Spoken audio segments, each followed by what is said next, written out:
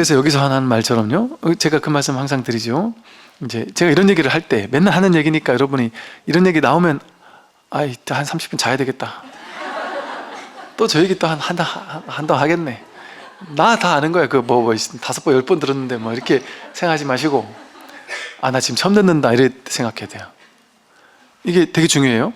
맨날 듣던 얘기라고 느끼며 들으면 이게 확 안 와닿아요. 근데 맨날 듣던 얘기라도 지금 처음 듣는다 이렇게 들으면, 아니 제가 20년 전에 불교 공부 뭐 얼마나 많이 했어요. 그래서 뭐 대학원에서 나름 열심히 했단 말이에요.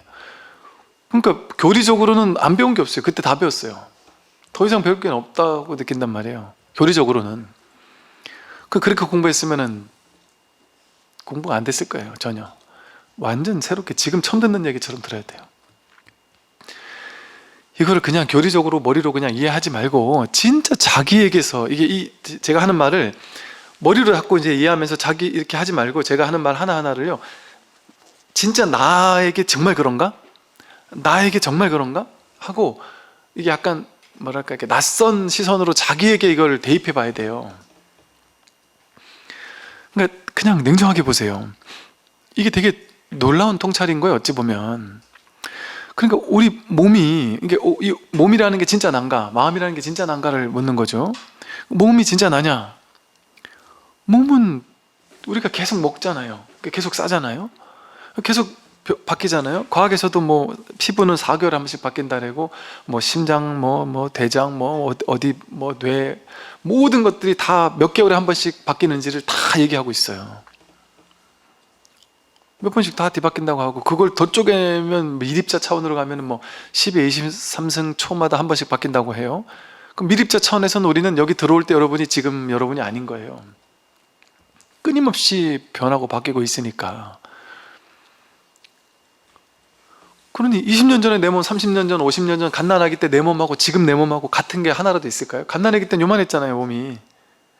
근데 지금 이 몸이 이렇게 커졌잖아요. 그때 세포 지금까지 남아있는 게 있을까요? 머리카락도 계속 자라잖아요. 근데 20년 전 머리카락과 지금 머리카락이 같은 머리카락이겠어요? 다른 머리카락이에요. 몸의 피부 구성하는 거, 뼈를 구성하는 모든 거 요소 하나하나가 그 몸이 내 몸이겠습니까? 내 몸이 아니란 말이에요. 그러니까 이 몸은 내 거라고 정해진 게 아니고 나라고 정해진 게 아니라 계속 변하고 있는 중이잖아요. 그죠? 변하고 있는 중인 거예요. 그 재행무상이란 말이에요. 계속 변하는 거예요. 그럼 그 중에 어느 몸을 딱 정해서 이거 내 몸이야 할 수 있어요? 아, 몸은 내 게 아니구나, 내가 아니구나, 몸은 그냥 계속 변하고 있는 거구나, 이게 당연하잖아요. 그죠? 그러니까 몸이 내가 아니에요. 근데 우리가 이 가난하기 때도 나라고 했고, 10대 때도 나라고 했고, 20대 때도 나라고 했고, 그 나가 지금까지 커서 지금 내가 된 것 같아요. 왠지 모르게 우리가 나라고 여기는 어떤 부분이 있잖아요. 그러니까 우리가 이런 게 있잖아요. 가끔 보면 내가 나이 먹은 것 같지 않아 이러고 내 나이를 생각해 보면 내가 벌써 이 나이가 됐나? 이런 게 있잖아요. 거울을 보다 갑자기 깜짝 놀라기도 하잖아요. 아, 내가 이렇게 나이가 들었나? 이러기도 하잖아요. 근데 그러기 이전에 그냥 이 나라고 느끼는 이거는 변하지 않는 것 같은 자기의 부분이 있잖아요. 제가 우스개로 그런 얘기를 하는데, 여러분이 연세가 들어도 젊고 아주 반듯하고 잘생긴 남자애들 보면은 괜히 기분 좋고 그런단 말이에요. 어떤 분들은 그러대요. 노처녀분이신데 한 40, 심지어는 근 50 가까이 되신 노처녀분이신데 뭐 유키즈인가 나와서, 무슨 물어보살인가 뭐지 나와서 그랬나? 연세 꽤 많은 분인데, 아, 나는 20대 30대 젊은 남자들만 눈에 찬다, 그리고 그런 애들이 나를 좋아한다, 그렇게 이제 생각을 할 수도 있죠. 왜 그런 생각을 할까요? 내가 내 나이가 없는 자기가 있잖아요. 이 나이가 나가 아니잖아요. 나이가 내가 아니죠, 사실은. 내가 가만히 생각해보면 생각할 때 나이가 있잖아요. 내가 이 나이야? 그럼 깜짝 놀라잖아요. 진짜 여러분은 이팔청춘 같지 않아요? 아니, 안 그런가요? 내 마음의 어느 부분에서는 나는 내가 이렇게까지 늙지 않은 것 같은데 하는 게 있잖아요. 그 내가 있죠. 늙지 않은 내가 있잖아요. 나이로 나를 규정할 수 없는 내가 있어요. 그 나는 10대 때도 나라고 했고 지금도 나라고 하잖아요. 근데 그 몸이 나라면은 몸은 계속 변했는데도 그때도 나라고 했고 지금도 나라고 했어요. 근데 불교에서는 옮겨가는 게 없다 그래. 불천이라 그랬잖아요. 10대 때 내가 지금의 나로 옮겨온 게 아니거든요. 그런데 이상하게 이 나라고 하는 어떤 부분은 그때나 지금이나 똑같은 것 같아요. 바뀌지 않은 것 같은 내가 있단 말이에요. 변하지 않은 것 같은 나가 있어요. 근데 그 나가 10대 때도 나고 20대 때도 나고 지금도 나죠. 그건 확실하죠. 그 내가 있는 건 맞잖아요. 그죠? 그런데 그게 몸은 아니죠. 몸은 계속 바뀌는 거니까. 그 내가 있는 건 확실해요. 그죠? 있는 건 확실한데 그 몸은 아니에요. 모양이 있는 게 아니에요. 그죠? 그러면 나는 진짜 자기는 나야. 내가 지금 이 나이 됐네. 내가 그땐 젊었는데 이렇게 여기는 그 나이잖아요. 나는 몸이 내가 아니에요. 뇌가 아니에요. 내가. 근데 내가 없는 건 아니에요. 없는 건 아니에요. 그죠? 그럼 몸이 내가 아니면 어떻게 생겼을까요? 그 나는?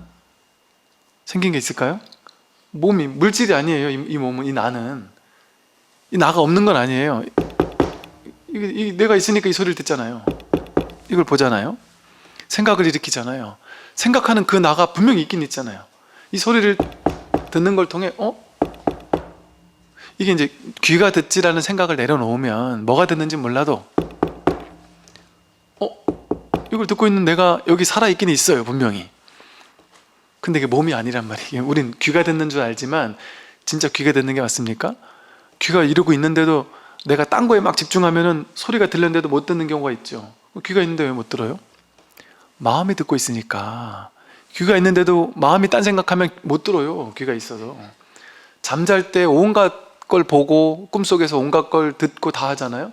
근데 그게 눈이 했고 귀가 했어요? 마음이 꿈의 세계를 쫙 펼쳐냈잖아요. 그러니까 이걸 모든 걸 가능하게 하는 건 마음이지 이 몸이 아니었단 말이에요. 귀가 듣는 게 아니었어요. 눈이 보는 게 아니었단 말이에요. 여러분 눈이 보는 거 맞을까요? 그럼 여러분 지금 죽었으면 그 눈이 봐야 돼요. 아니면 여러분이 기절해서 꿈도 안 꾸는 깊은 잠에 지금 여기서 쓰러져서 빠졌다.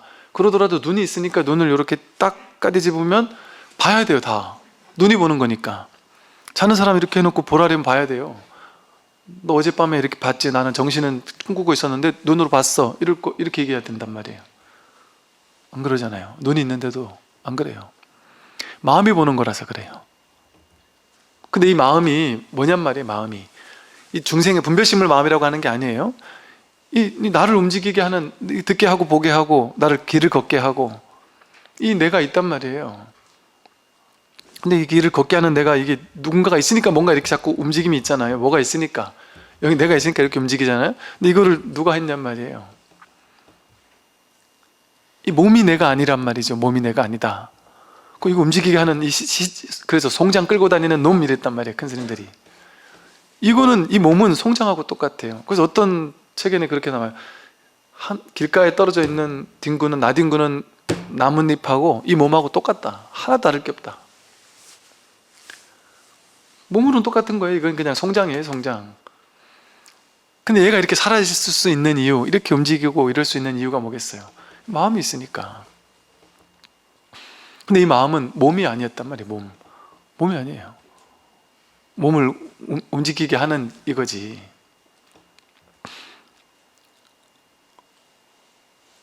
이거는 모양이 있지 않아요. 모양이 있지 않아요. 그럼 어디 있을까요? 위치가 어디 있을까요?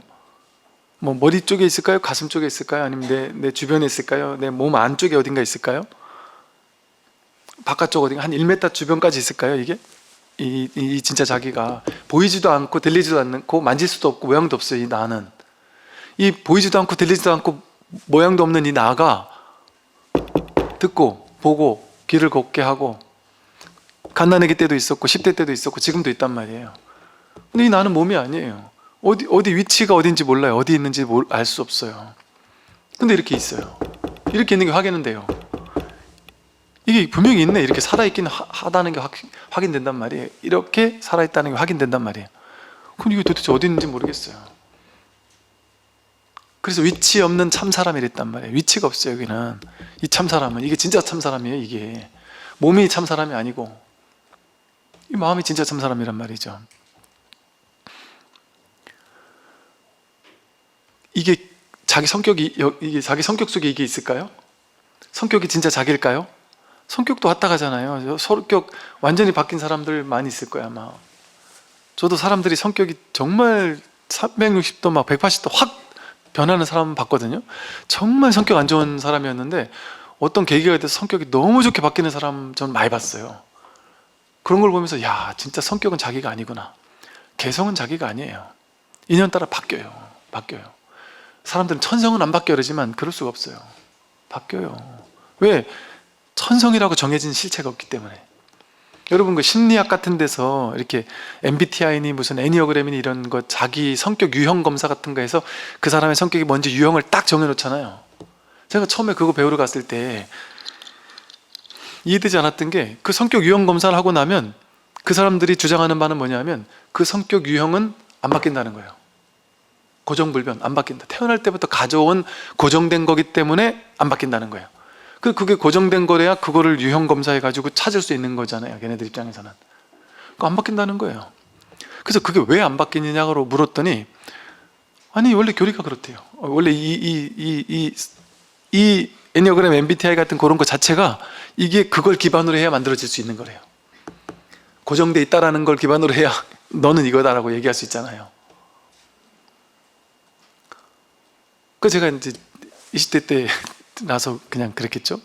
그 강사하고 막 대판했다는 건 아니지만, 이게 안 바뀌었다라는 게, 아니 그거 그 교리는 뭐 거기 써 있는 거 뭐 책에 그렇게 나온다 그런 거 생각하지 말고 실제로 그 진짜 안 바뀌는 게 맞습니까? 이거 계속 물어봤더니, 아 이제 스님 너무 깊게 들어가지 마시고 그냥 스님 탐구해 보시고 이렇게 얘기해서 그냥 말았는데, 이게 어떻게 안 바뀝니까? 바뀌잖아요. MBTI 바뀌어요. 애니어그램도 바뀌고 성격 유형이 어떻게 정해진 실체가 있어요. 그 정해진 고정된 실체가 있다라는 전제에서 시작됐기 때문에 그것이 어폐가 많이 있을 수밖에 없어요. 뭐 유용한 도구이긴 하지만 진리에서 봤을 때는 고정되게 정해진 실체적인 자기의 고정된 성격, 캐릭터, 유형, 이게 정해지지 않아요. 계속 바뀌어요. 계속 바뀝니다. 내향적인 사람 외향적으로도 바뀌고, 자기 사상주의, 철학, 자기 고정관념 계속 바뀌잖아요. 어떻게 생각이 안 바뀝니까? 생각 계속 바뀌죠. 심지어 여러분 그런 거 있으시죠? 제가 군에 있을 때 보면요, 우스개로 그래요. 뭐 장교나 장군 자식들은 1년에 한 번씩 이사를 하도 많이 다녀가지고 공부를 가만히 앉아서 할 시간이 없어서 공부를 못 하는데, 그러니까 다 그런 건 아니겠죠. 근데 그런 얘기를 한 사람들이 있다는 거죠. 계속 옮겨 다니까 애들이 공부를 못 하는데, 부사관 분들은 한 곳에 오래 있으면서 거기서 꾸준히 공부를 하니까 공부를 엄청 잘해서 뭐 어느 아들이 서울대 갔다더라 뭐 이런 게 있어요. 그런 얘기들을 이렇게 얘기하다가 어떤 분들이 그런 얘기를 하는 거예요. 스님, 저희는 되게 신기해요. 뭐 자랑하려고 하는 게 아니라, 저는 머리가 그렇게 좋지 않았거든요. 학교 다닐 때 그렇게 공부 잘한 것도 아니고, 제 아내도 그렇게까지 뭐 자랑지 않았다고 그러고, 근데 왜 제 자식은 이렇게 똑똑하죠? 이게 뭐죠? 이렇게 진심 궁금한 거죠. 그럴 수 있습니까, 없습니까? 있어요. 그 반대일 수도 있죠, 그죠? 부모님이 엄청 똑똑하시고 엄청 막 좋은 대학을 나왔는데 자식은 그런데 못 나온, 그런 친구 있었다니까요. 우리 집안에 모 대학을 못 간 사람이 없는 집안인 거예요. 그 집안 전체 뼈대 있는 집안이란 말이에요. 얘만 탁 들으면 서울에서 유명한 대학인데 그 대학 나왔다고 집에서 너무 그 스트레스가, 완전 사람 취급을 안 하는 것 같은 스트레스를 받는데요. 남들 듣기에는 되게 좋은 학교인데 어떻게 그게 똑같을 수가 있고 이어질 수가 있어요. 정해진 실체적인 게 고정되게 될 수가 있겠습니까? 계속 바뀌는 거예요. 변해요. 그러면 나에서, 내 몸과 내 마음에서 영원한 거 있습니까? 진짜 나라고 할 만한 거? 실체? 몸도 계속 바뀌잖아요. 느낌 계속 바뀌잖아요. 감정 바뀌죠. 생각 계속 바뀌죠. 성격 바뀌죠. 개성 바뀌죠. 의지작용 계속 바뀌어요. 이거 하고 싶다 저거 하고 싶다가 하고 싶은 게 바뀌어요. 나이 들면 또 하고 싶은 게 바뀌고, 의식, 분별심 다 바뀌죠. 분별하는 게 이게 옳다고 느꼈다 저게 옳다고 느끼고, 이게 많다고 느꼈다고 그게 나중엔 작다고 느끼고, 분별하는 게 계속 달라져요. 그러니까 나라고 여기는 게 없는 건 아닌데, 그죠? 분명히 있긴 있는데 뭐가 나냔 말이에요. 나라고 할 만한 게 정말 있느냔 말이죠. 없지 않나요? 몸 내가 아니고 느낌, 생각, 의지, 의식 내가 아니잖아요. 이게 다 내가 아니에요? 내가 이렇게 뭔가 이렇게 그림 그릴 수 있는 것들이 이건데, 모양, 내가 거울을 많이 봤기 때문에 내 외모 하면 그림 그려지잖아요. 또 내가 이렇게 봐도 보이잖아요. 이 모양 있는 거, 내 성격도 내가 이렇게 이미지로 그림 그려지잖아요. 내 느낌, 내 감정 그림 그려지거든요. 내가 그림 그릴 수 있는 모든 나에 대한 모든 이미지, 개념, 그걸 아상이라 그래요. 나에 대한 모양, 물질적인 거든 마음적인 거든 그 나라는 모양은 전부 다 허상이었죠. 그러니까 금강경에서 아상을 타파하라고 하는 게, 나라는 건 상일 뿐이다, 허상일 뿐이다, 그게 내가 아니다라는 거죠. 그럼 여러분, 몸도 내가 아니고 느낌, 생각, 의지, 의식, 성격 다 내가 아니잖아요. 근데 내가 없진 않죠. 이렇게 내가 있잖아요. 이 소리를 듣고 있는 내가 있죠, 그죠? 그 귀가 듣는다 이런 생각하지 말고서 이걸 뭐가 여기서 듣고 있네? 이게 확인된단 말이에요, 자기가. 근데 내가 없는 건 아니란 말이에요. 생각이 이렇게 일어나고 있단 말이에요. 모양이 일어나고 있단 말이에요. 의미가 일어나고 있고, 감정이 일어나고 있고, 생각이 일어나고 있고, 뭐든지 다 일어나고 있단 말이죠. 근데 그게 도대체 어디서 일어나냔 말이죠. 우리는 이게 몸에서 일어나는 줄 알았고 뇌에서 일어나는 줄 알았어요. 아니면 가슴에서 일어나든지. 이게 머리 뇌의 작용인 줄 알았단 말이에요. 아니, 우리가 자고 있을 때 뇌가 있는데, 아니면 죽고 나서 뇌가 분명히 있긴 있는데 그 사람 살았다 그래요? 뇌는 멀쩡한데도 죽었다랜단 말이에요. 뇌가 하는 게 아니에요. 심지어 여러분, 이 좌뇌, 우뇌라 해서 좌뇌가 담당하는 영역, 우뇌가 담당하는 영역이 명확히 다르다 그러죠? 뭐 한쪽은 감정을 담당하고 뭐 한쪽은 이성을 담당하고 이런다 그러잖아요. 그런데 놀랍게도 이게 뭐 뇌 가소성이라 그러나요?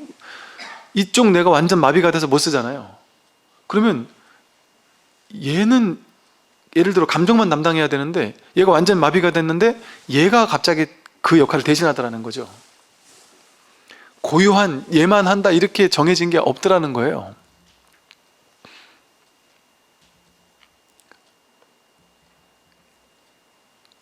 그러면 내가 어디 있을까요? 몸도 마음도 내가 아닌데 내가 없진 않아요, 그죠? 내가 없다고는 할 수 없어요. 그렇다고 있다고 하려니 찾을 수가 없어요. 찾을 수가 없어요. 근데 있다고 하려니 찾을 수가 없는데, 그렇다고 또 없다라고 하려니 이렇게 내가 나를 늘 쓰고 있단 말이에요. 이렇게 보고 듣고 견문각자하고 있단 말이죠. 뭐가 하는 거예요? 진정한 내가 누굴까요? 뭐가 나죠? 나는 누구인가? 이러면 누구라는 말은 뭔가 사람인 것 같은 뉘앙스를 풍기잖아요. 그래서 나는 무엇인가 이렇게 질문을 해요. 불교에서는 이먹고 내가 무엇인가, 누구인가 이러면 내가 뭔가 사람인 것 같은 뭐 어떤, 이게 고정관념으로 나는 사람인 것 같은, 어떤 뇌인 것 같은 어떤 이런 이미지를 가지고 있어요. 그 이미지는 생각이잖아요.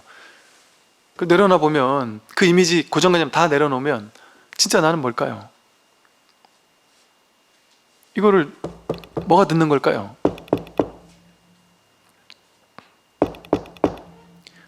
이거를 듣고 있는 놈, 보고 있는 놈이 따로 있다는 얘기를 하는 게 아니에요. 따로 있으니까 그 따로 있는 놈을 찾아라 하는 얘기를 하는 게 아니에요. 이걸 듣는 놈이 누구예요? 이거예요. 여기에 직해서 있단 말이에요. 이 보는 놈이 여기 있단 말이에요, 여기. 그러니까 옛날에 스님들은 눈이, 여기 눈이 달린 게 아니라, 이게 내가 우물을 보는 게 아니라 우물이 나를 본다 이런 식으로도 표현을 하고, 그냥 벽에도 눈이 달렸고 하늘에도 눈이 달렸고 나무에도 눈이 달렸고 온 천지 눈 아닌 것이 없다 이런 식의 표현을 쓰기도 했단 말이에요. 이게 눈이에요. 이게 진짜 자기예요. 이게 진짜 자기고 따로 있는 게 아니에요. 그냥 여기 있단 말이에요. 여기에 직해서 색즉시공, 이게 자기 본래 면목이라니까요. 내 몸이 내가 아니고 느낌, 생각, 성격, 개성, 의지, 의식 그게 내가 아니에요. 이게 나지. 이게 명확하잖아요. 이거는 우리가 인정하지 않을래 인정하지 않을 수 없는 진실이잖아요. 이거 하나가. 그런데 생각도 왔다 가죠. 나라고 할 만한 이유가 없어요. 몸도 왔다 가죠. 그냥 기본 상식이잖아요. 이거는 기본 상식으로 몸도 왔다 가니까 이게 몸을 날아갈 수가 없고요. 느낌, 생각, 의지, 의식, 뭐 개념 이 전부 다 날아갈 수가 없어요. 사람들마다 다 다르잖아요. 분별이 다 다르잖아요. 그럼 다 다른 거는 진실이 아니에요. 다 같은 것이 진실이지. 여여한 것이 진실이죠. 근데 이 소리를 듣고 아니면 저를 보면서 어떤 사람은 뭐 좋은 느낌을 가질 수도 있고 어떤 사람은 안 좋은 느낌을 가질 수도 있고 어떤 사람은 마군이라고 생각할 수도 있겠죠. 어떤 사람은 저를 막 불쌍해하면서 우리 신의 품으로 와야 되는데 저런 데서 저러고 있는 안쓰러운 사람으로 볼 수도 있겠죠. 저 고등학교 절친했던 친구가 눈물을 흘리면서 저를 데려가려고 했었으니까 너무 고마웠죠. 야, 나를 위해 눈물을 흘려준 사람이 있다는 게 놀랍더라고요. 야, 그때 제가 느낀 게 정말 하나님의 사랑은 어떻게 이럴 수가 있느냐. 정말 감동했어요. 야, 너는 진짜 진정한 너는 진짜 훌륭한 그 종견이 되겠다. 그러나 나는 불가능할 거다. 포기해라.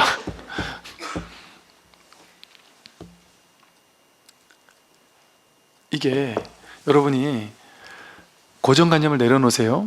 제가 이렇게 얘기를 하면 이게 진짜 자기예요 이러면 이게 왜 안 와닿느냐. 이게 어려워서 안 와닿는 게 아니라 여러분 머릿속에 고정관념이 있어요. 분별이. 어떤 고정관념? 법에 대한 상이 있어요. 깨달음에 대한 상이 따로 있어요. 어떤 상이 있느냐 하면 스님이 앞에서 이렇게 할 때 나에게서 평소에는 그냥 이렇게 들리다가 어느 날 갑자기 이것이 온 우주가 진동하는 우레와 같은 소리로 들린다거나 갑자기 눈앞에 그냥 뭐가 확 무너진다거나 턱 밑이 그냥 쑥 빠지는 느낌이 있다거나 온몸에 막 전율이 온다거나 막 100만 볼트 전기 감전된 듯한 전율이 온다거나 놀라운 환희심이 생긴다거나 이런 식의 어떤 체험이 동반되어야만 깨달음이야. 그래서 그걸 막 계속 기다리고 있어요. 이럴 때마다 정신을 바짝 차려서 나에게 그게 와라 이러고 왜 안 오니 하면서 그걸 자꾸 기다리고 있단 말이에요. 찾고 있고. 이게 우리나라 사람들이 왜 그런지 아세요?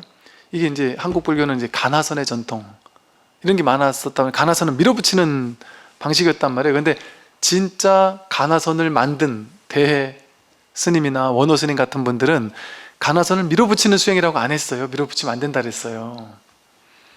그래서 나중에 또 이게 오해돼가지고 막 이것이 무엇일까? 뭐 내가 왜 이목구라고 했을까? 뭐 왜 무라고 했을까? 뭐 이런 식으로 해서 이런 식으로 해가지고 막 이거를 이렇게 의심하도록 머리를 굴리도록 자꾸 나중에는 막 오해된 가나선으로 자꾸 가버렸고 이거 유의조작으로 밀어붙이는 걸로 가버렸어요. 근데 그걸 처음부터 대해 스님이 그렇게 해선 절대 안 된다고 10가지 강조를 했단 말이에요. 그게 10가지 중에 한 5가지 가까이가 머리로는 안 된다는 거거든요.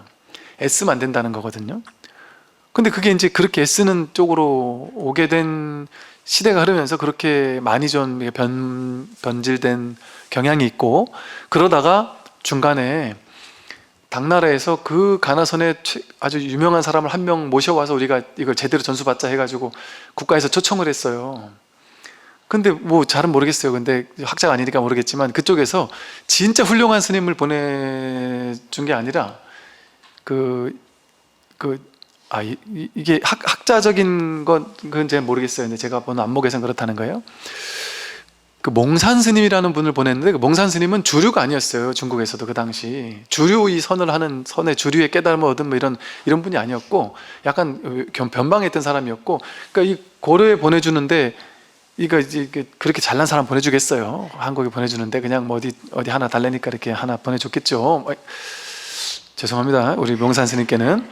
근데 이분이 그 유학도 했었고요. 정토 수행도 많이 했었고 이렇게 막 정토 연불 같은 것도 많이 하고 이거 하다가 이제 가나선으로 넘어온 분이세요. 그러다 보니까 가나선을 애써서 밀어붙이는 수행으로 바꿔버렸어요. 이분이 몽산법어에서. 그래서 한국 불교 3대 가나선 교과서 하면 서장과 선효와 몽산법어를 하거든요. 근데 이 서장이 바른 가나선의 교과서에 사실은 그러다 이제 선유에서 약간씩 변하다가 이제 몽산보보에 와가지고는 확 이제 이 가나선이 밀어붙이는 유의 조작으로 밀어붙여버리고 딱 가부좌 틀고 앉아가지고 그냥 막 이렇게 넘어져도 안 된다, 또렷하게 앉아가지고 이거 밀어붙이는 수행을 해야 된다, 이런 식으로 변질 아닌 변질이 돼버렸어요, 가나선이. 근데 그 전에 초기 진짜 선을 이어받은 대서장까지만 해도 앉는 거를 타박했죠. 좌선한다고 부처되냐 하면서 앉지 말라고 했단 말이에요. 한편으로는 나중에 정 앉고 싶은 사람은 그럼 뭐 심심하면 한 번씩 앉아라, 이 정도로 얘기했지 앉아야만 깨닫는다는 얘기 안 했단 말이에요. 근데 이제 몽산보호부부터는 이제 앉아서 말이 밀어붙이는 수행이 컸고, 그때부터 그 이후로는 이제 이 몽산보보가 교과서인 것처럼 막 밀어붙이는 수행을 이제 모두가 너도 나도 했단 말이에요. 그러다 보니까 그 밀어붙이는 수행을 하다가 깨달은 게 아니에요. 그 중에 막 천재적으로 밀어붙이는 걸 잘하는 사람들이 죽도록 밀어붙이다가, 부처님처럼, 부처님 6년 밀어붙였잖아요. 고행주의를 6년 밀어붙인 분 아니에요, 부처님도. 부처님이 고행주의를 6년 밀어붙이는데 밀어붙이다 될 것 같으면 부처님처럼 밀어붙인 사람 없거든요. 쌀 한 톨도 안 먹으면서 배가죽이 등가죽에 붙을 정도로 밀어붙였으니까. 그러니까 부처님처럼 밀어붙일 수 있는 사람이 있을까요? 없어요. 근데 부처님도 밀어붙이다가 포기했어요. 안 되니까. 6년을 죽도록 밀어붙였는데 안 됐단 말이에요. 근데 언제 됐어요? 그거 밀어붙이다가 포기하고 나서 됐어요. 밀어붙이는 걸 포기하고 나서 된 거예요. 그래서 가나선에서도 비슷해요. 죽도록 밀어붙이다가, 가나선에서도 이제 깨닫는 분들이, 도인분들이 계시잖아요. 밀어붙이는 과정에 된 게 아니고, 밀어붙이다가 이렇게 해도 안 된다니 하고 절망으로 확 놔버리는 순간 이 자리가 확 드러난단 말이에요. 근데 이제 그렇게 깨달으신 분들은 내가 밀어붙이다 보니까 된 거라고 생각을 해서 밀어붙여야 된다고 또 가르치는 경우가 많이 있었어요, 왕왕. 그러니까 밀어붙이다가 딱 포기됐을 때 이 자리가 확 드러나면, 여러분 똥을 안 싸다가 한 번에 싸면은 그 시원하듯이, 밥을 안 먹다가 한 번에 먹으면, 그냥 밥 먹는 건 그냥 심심한 일이에요. 그냥 밥 먹고 김치 먹고 그냥 맨날 일상사예요. 근데 한 20일 굶다가 밥 먹는 건 놀라운 감동이란 말이에요. 그러니까 이걸 꽉 정신적으로 막 꽉 밀어붙이고 막 막히게 했다가 이게 한 번에 확 터져버리면 그 감동이 얼마나 쑥 내려가는 감동이 일어나겠어요. 그게 어떤 조건 따라 이루어진 연기적인 인연 따라, 이런 조건 따라 그런 어떤 체험이 일어나거든요. 근데 그게 수행을 이렇게 꽉 쪼다가, 이건 약간 비정상적인 거잖아요. 과도하게 쪼는 건 사실은 비정상적인 거예요. 왜? 릴렉스하고 그냥 있는 그대로의 평화로운 있는 그대로 있을 때는 우리는 긴장할 필요가 없어요. 근데 뭔가가, 이게 정신적인 긴장이 쫙 오다가 한번 탁 낮으니까 긴장이 확 풀려지면서 체험이 세게 온단 말이죠.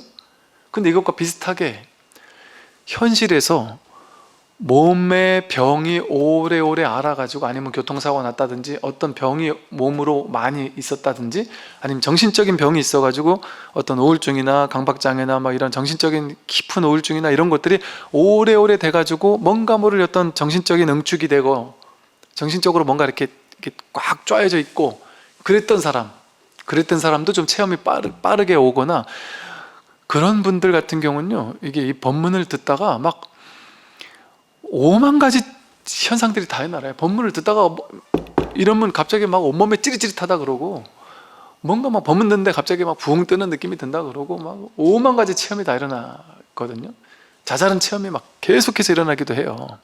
근데 그런 경우들이 그렇게 막 많이 밀어붙이는 어떤 이런 식으로 만들어냈던 거나, 아니면 살아오던 삶의 경험 속에서 몸에 어떤 병이 있었다거나 마음에 어떤 병이 있었다거나 해서 자연스럽지 못했던 그런 어떤 것들이 있었을 때, 그것이 돌이켜지는 과정에서 다시 정화되는 과정이랄까요?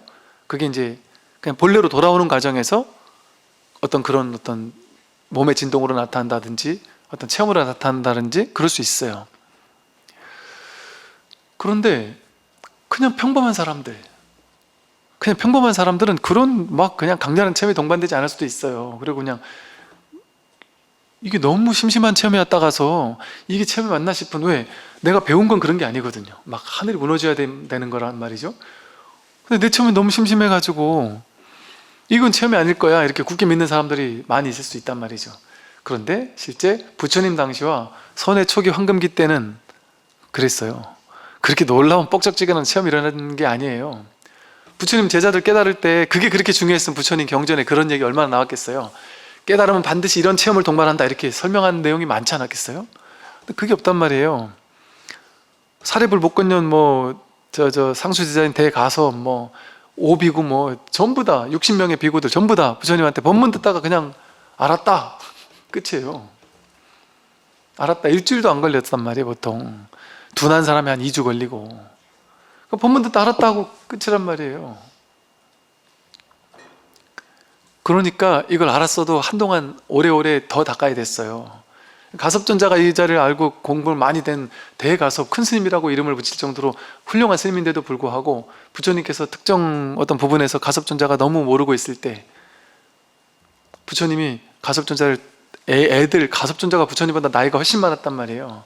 근데 애들 타박하듯이 야 가섭 넌 아직 공부가 붓다만큼 아직 안 돼 있어서 너는 아직 모르는 게 당연한 거야. 그러면서 이제 아주 유치원생한테 얘기하듯이 아직 그런 것까지 바랄 수 없다. 너는 너한테 지금 아직 요 정도가 맞다 이런 식으로 얘기를 하거든요. 그러니까 공부가 도노 이후에 이 자리를 확인했다고 갑자기 몰라보게 막 달라지는 새로운 사람이 되는 게 아니에요. 도노 이후에 오랜 세월의 점수가 필요하단 말이에요. 오래오래 공부를 해서. 그러면서 점차적으로 안목이 밝아져요. 점차적으로 안목이 밝아져요.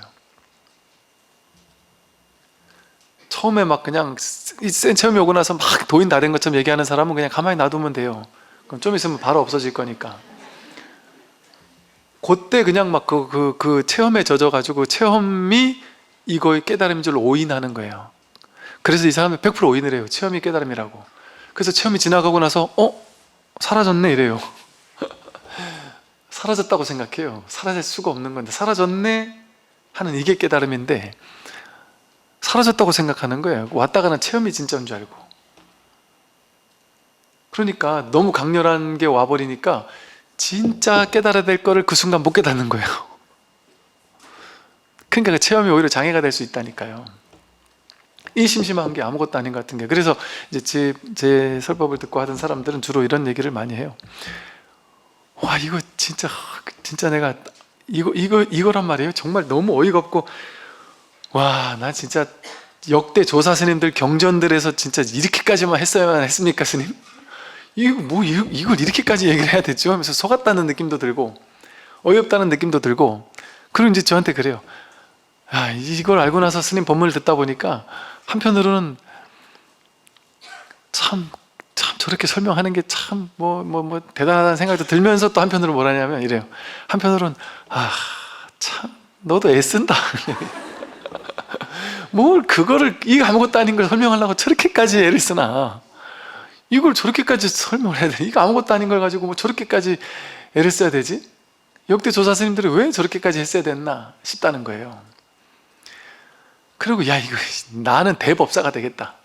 나는 아무나 붙잡고 한 10분만 알려주면 막 대번에 이거 알게 해주겠다 싶다는 거죠. 처음에는 10분이 아니라 10일을 알려줘도 모른단 말이에요. 사람들이. 그런 측면이 있어요. 그런 측면이. 그러다 보니까 왔다 갔다 하는 생각을 자꾸 착각하는 거예요. 이게. 그런데 이거를 대부분은 딱 이 자리를 확인하고 나서 머리로 정리하고 딱 도장을 찍으려고 하거든요. 이거네, 내가 한 게 이거네 하고 뭔가 제대로 말을 딱 찍어서 하고. 그러니까 그분들이 그러는 거예요. 참 애쓴다 해놓고 나서 가만히 보면 내가 아무리 해도 안 되거든요. 왜? 이거는 말로 표현할 수 없는 얘기거든요. 설명할 수 없는 거고 머릿속에 정리되지 않는 거예요. 여러분, 제가 머릿속에 이거에 대한 명확한 정리가 돼 있고 뭔가 뚜렷한 어떤 뭔가 이렇게 설명이 다 돼 있을 것 같아요? 아니에요. 전혀 없어요. 이걸 어떻게 말로 해? 그런 느낌이에요. 저는 항상. 근데 그냥 이렇게 이 자리에 앉으면 그냥 이상하게 그냥 알아서 나오는 거지, 그렇게 나올 걸 전혀 계산을 할 수가 없어요. 계산도 못하고 그냥 얘기하고 나서 제 스스로 그냥 내려가면서 이렇게도 설명할 수 있었구나, 이렇게도 설명할 수 있었구나, 그렇게 그냥 신기한 거지. 이거는 말로 할 수 없어요. 말로 정리할 수도 없고. 그런데 반드시 이 자리를 딱 확인하고 나면요, 이 자리가 완전히 안착되지 않거든요. 처음에는 왔다 갔다 해요. 그래서 대스님이 말씀하신 게 낯익은 곳에서는 익숙해지고 익숙했던 곳에서 낯익어지는 시간을 오래오래 보내야 된다 그랬단 말이야. 즉 낯설은 거, 이 법은 낯설어요. 이 법에서는 자꾸 익숙해지는 시간을 보내야 되고 항상 낯익은 거, 분별은 이건 자꾸 이제 낯설어지는 시간을 보내야 된단 말이에요. 그래서 여기에 자꾸 익숙해지는 시간을 보내야 돼요. 그걸 수행이라고 하는 거거든요. 그런데 반드시 사람들은 이 자리를 딱 확인하고 나서 머리로 정리하려고 하는 습관이 발동을 해요. 이건 100%예요. 분별심이 오랜 습관이었기 때문에. 이 깨달음도 옛날처럼 공부하려고 하는 거예요. 이 자리를 확인한 사람이라면 그거를 하면 안 돼요. 그걸 하면 자꾸 미혹해지는 것 같아요. 정리가 안 되니까 내가 모르나 보다. 그래서 알았는 것 같은데 제가 모르나 봐요. 이런 세월이 오래 가요. 몇 년 갈 수 있어요. 알았던 것 같은데 내가 모르나 싶어요. 근데 법문 듣다 보면 또 맞아요. 그리고 이것뿐이에요. 이것뿐이지 더 이상 이게 아닐 수가 없다는 게 점점 선명해져요. 그러니까 이 자리에 익숙해지기 시작한단 말이에요. 근데 이걸 머리로 정리하려고 하면 모르는 것 같아요. 나 모르는데? 머리를 아무리 써도 모르겠거든요, 이게. 머리를 정리하려고 하면 자꾸 미혹해지는 거예요. 그러니까 정리할 수가 없어요. 그래서 이걸 뭐랄까 이렇게 감을 잡았다 이런 식으로밖에 얘기할 수 없지, 그냥 뭐 확인했다 이렇게 얘기할 수 있지, 그걸 어떻게 내가 내세우거나 이렇게 할 수가 없어요. 그래서 그냥 점검할 때도 그냥 말로 한번 해보세요 하는 게, 말로 할 수 없는 걸 알아요. 알면서도 그냥 해보라고 하는 거예요. 그냥 어비스타게라도 그냥 얘기를 하는가 보느라고. 그래서 이걸 머리로 정리하지 않고 그냥 계속 공부하는 거예요. 그러다 보면 점점 이제 더 이상 말이 필요 없이 그냥 말로 정리가 돼서 선명해지는 게 아니라 그냥 아주 사소한 이런 데서 그냥 확실하구나라는 걸 그냥 점점 선명하게 증명되는 거지. 뭐 할 필요 없어요. 그냥 이 끝이지. 그러니까 이제 옛날에 선사 스님들은 그랬던 거예요. 이게 가장 말이 없으니까 가장 깔끔하잖아요. 이 법을 전하는데 이렇게 직진심을 했단 말이에요. 가장 깔끔하니까. 근데 그 근기가 되는 소수의 엘리트 스님들 같으면 이거라니까. 알겠냐? 모르겠습니다. 알았다. 밥 가지고 들어왔어요. 밥 먹으면서 알겠냐? 모르겠습니다. 알았다. 알겠냐? 모르겠는데요. 알았다. 이러기를 3년, 5년, 6년 했단 말이에요. 그러다가 어느 날 밥 가지고 들어왔는데 알겠니? 알겠습니다. 그러고 끝난 거예요, 공부가.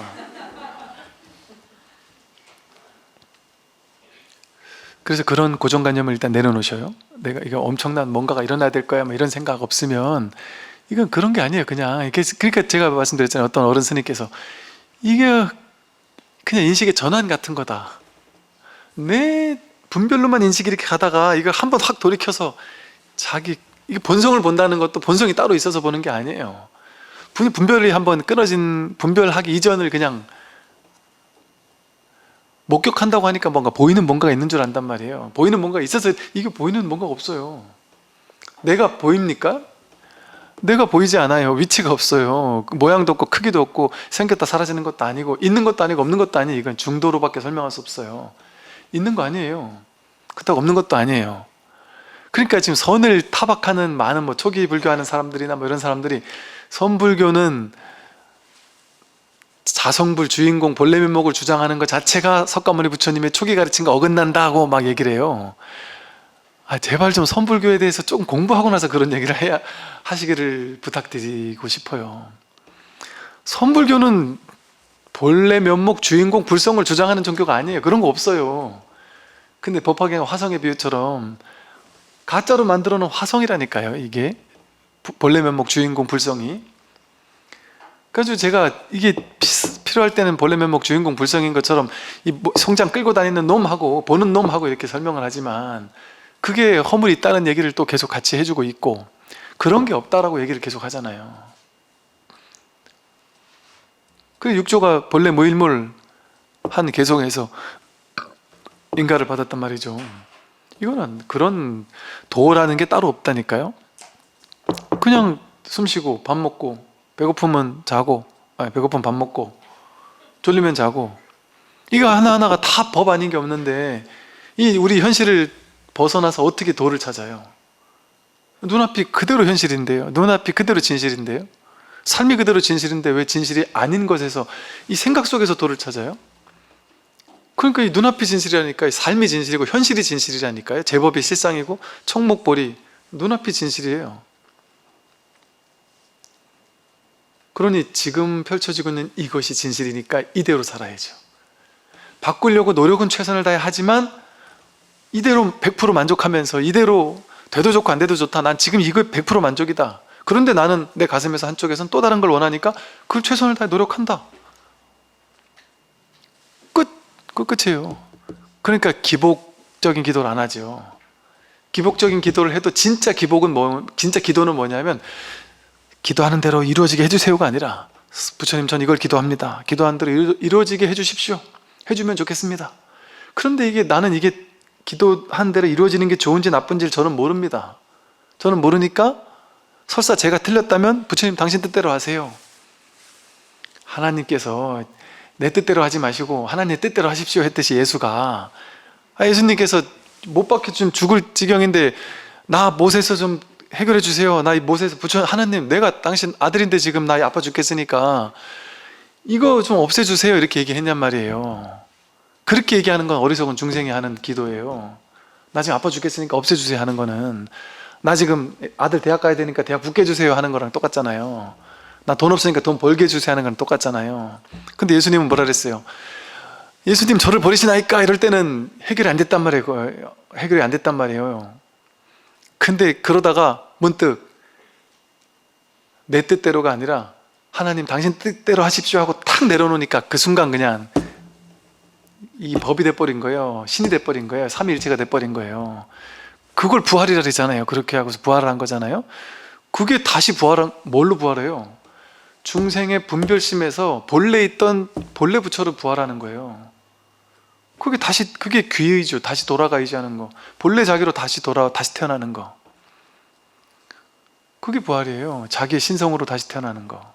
근데 신성으로 다시 태어나는 게 무엇을 거쳐서 그렇게 됐냔 말이에요. 내 뜻대로 하게 해달라고 계속 그러다가 내 뜻대로가 아니라 당신 뜻대로 하소서 하고 탁 내려놓는 순간 이 자리가 확 드러난단 말이에요. 자기 생각을 주장해서 내 생각대로 되게 해주세요 하는 동안은 아상, 에고가 나를 끌고 가는 삶이잖아요. 그러니까 나밖에 없는 거예요. 거기는 내 아상, 에고, 아집밖에 없는 거죠. 거기 어떻게 도가 드러날 수가 있겠어요? 그 분별이 탁 내려놓는 순간 진짜 몸과 마음이 내가 아니구나 하는 자각이 탁 온단 말이에요. 그럼 이 세상이 그대로 다 있는데 이게 없어요. 세상이 그대로 다 드러나고 있는데 이게 없단 말이에요. 그랬을 때 이제 한번 쉬어서 공부가 이제 그때부터 본격적으로 이제 진짜 공부는 그때부터 시작하는 거예요. 그전에는 그냥 모르는 거고, 그럼 모른다 하고, 모른다 하는 게 그전에는 아직 이 자리를 모르겠다면 모른다 하는 게 최고의 공부니까 제가 아는 얘기 하면은 그냥 그걸로 넘겨버리고, 모른다에 그냥 내가 딱 벽에 버텨서 법문을 들어야 돼요.